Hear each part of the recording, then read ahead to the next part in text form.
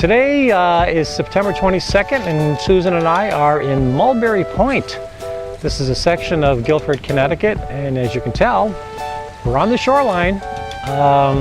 Really a beautiful day out here today. We've been riding for about an hour and a half now.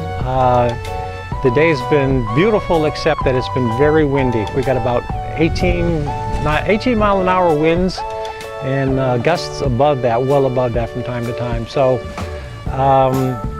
it's not been bad riding, but it would be better if the wind would calm down.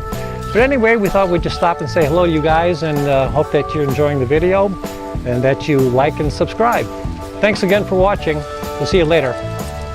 So for those of you who have seen some of my other videos, you kind of have an idea of who I am and the things that I talk about. But if you're new to the channel, or just happen to stumble across this video,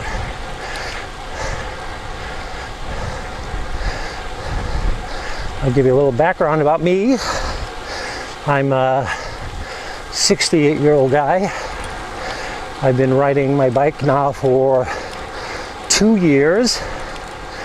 Just had an anniversary last week, my 2nd year anniversary returning to road biking.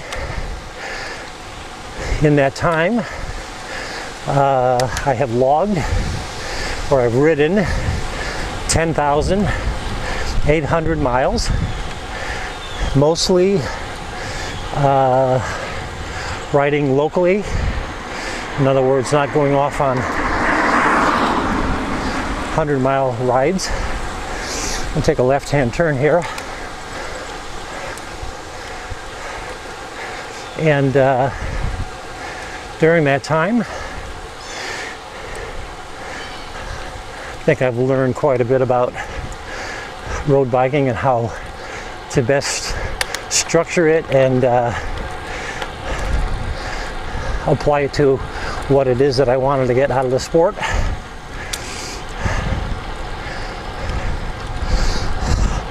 I also ride with Susan, who's behind me right now. Susan is brand new to road biking, although to be honest with you, she's got quite a few miles under her belt already. She bought her Specialized Dolce this winter, and I converted it to an e-bike to help her keep up with me and to enjoy the sport a little bit more without having to work like crazy to increase her FTP.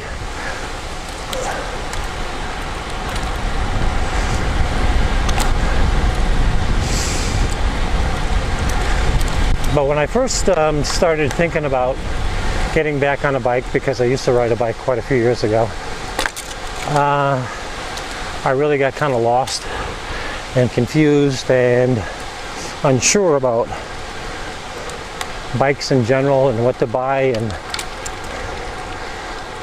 reacting to the sticker shock, I guess, of some of the bikes that I saw in my local bike shop. Walked in the door and kind of poked around and noticed there wasn't anything in that bike shop that was priced under $700.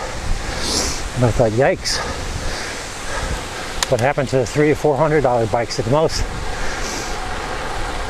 I ended up buying a bike from a website.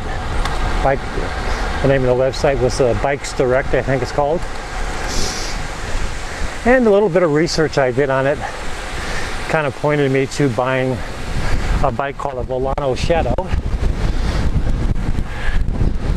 which is a very inexpensive bike, and it's the bike I still ride. I still ride it, even though I've made some upgrades to it. But in 2 years of riding, as I said, I've logged 10,800 miles, and I can honestly say it's probably one of the smartest things I've ever done in my life, in terms of having something to both occupy your time. It's a hobby, it's a sport, It has a lot of facets, road biking and cycling in general. There's a lot of facets to the sport, and I enjoy all of them. There's naturally a social component, whether it be real or virtual, that a lot of people are drawn to. Riding in groups, doing sportives, riding in tours with other people. But it's really a great sport to get into. And you know what? It really doesn't matter what your age is, I think. It's just a fabulous sport to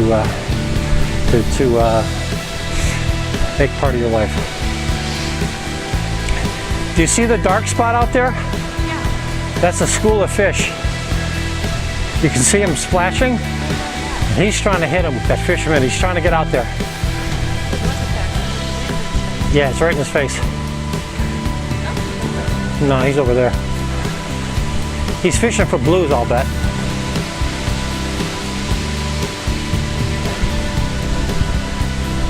I know it doesn't look that far away where we're standing, but I think on the video, it must look like he's half a mile away.